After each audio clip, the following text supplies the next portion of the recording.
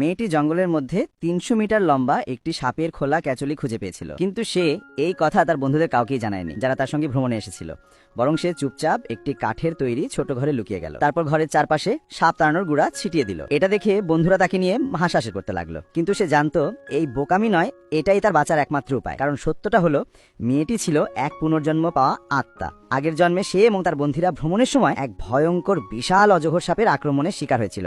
যারা ধীরে ধরেছিল তারা সেখানেই মারা গিয়েছিল। মেয়েটি এবং আরো দুই সঙ্গী কোনোমতে পালিয়েছিল, কিন্তু পালানোর সময় মেয়েটি হঠাৎ পড়ে যায়। তখন সেই দুই বন্ধু তাকে সাহায্য না করে বরং বলেছিল, তুই সাপটার দৃষ্টি নিজের দিকে টান, আমরা পালাই। এভাবে মেয়েটি অজগরের খাবার হয়ে যায়। কিন্তু ভাগ্য তার সঙ্গে এক অদ্ভুত খেলা খেলেছিল। মেয়েটিকে আবার পুনর্জন্ম দেওয়া হয় এবং ঠিক সেই আগের ভ্রমণের গাড়িতেই তাকে ফিরিয়ে আনা হয়। শুরুতে তার মনে হয়েছিল সবই হয়তো একটি দুঃস্বপ্ন, কিন্তু যখন গাড়ি হঠাৎ খারাপ হয়ে গেল, পেট্রোল লিক হলো এবং পাহাড়ে ভূমিধসের খবর এলো, তখন সে বুঝতে পারলো সবকিছু ঠিক আগের মতোই আবার ঘটছে। জমিনে সেই বিশাল সাপের খোলা ক্যাচুলি দেখে সেই সঙ্গে সঙ্গে বন্ধুদের পাহাড়ে উঠতে মানা করলো এবং আসন্ন বিপদের কথা বললো, কিন্তু কেউ তার কথা বিশ্বাস করলো না। সবাই হাসতে হাসতে বললো, তুই আবার শুরু করলি। এমন সময় রিসোর্টের ম্যানেজার তাদের স্বাগত জানাতে এলো। বাধ্য হয়ে যাকে মেয়েটিকে যে তাদের সঙ্গেই যেতে বলল। কেউ জানতো না ওরা সবাই এখন ওই বিশাল অজগরের শিকার হতে চলেছে। রিসোর্টে পৌঁছে সবাই নিজের পছন্দ মতো রুম নিল, শুধু মেয়েটিই বেছে নিল ভাঙাচোরা একটি কাঠের বাড়ি। কারণ তার আগের জন্মের স্মৃতি স্পষ্ট ছিল, অজগর যখন এসেছিল তখন এই কাঠের ঘরের তলঘরই ছিল বাঁচার একমাত্র জায়গা। সবাই তার পছন্দ নিয়ে আরো হাসাহাসি করলো, কিন্তু সে কিছুই গুরুত্ব দিল না। একাই ফিরে গেল সেই পুরনো কাঠের ঘরে। অজগর আসতে তখন মাত্র ৩ ঘন্টা। সে আগেই সব জরুরি জিনিস প্রস্তুত রেখেছিল। সুরক্ষার জন্য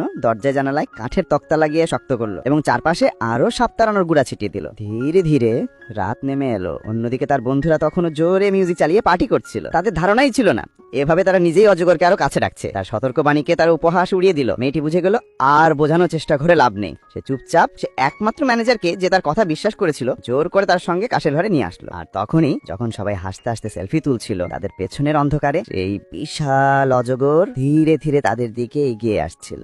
নেক্সট পার্টের জন্য সাবস্ক্রাইব করুন।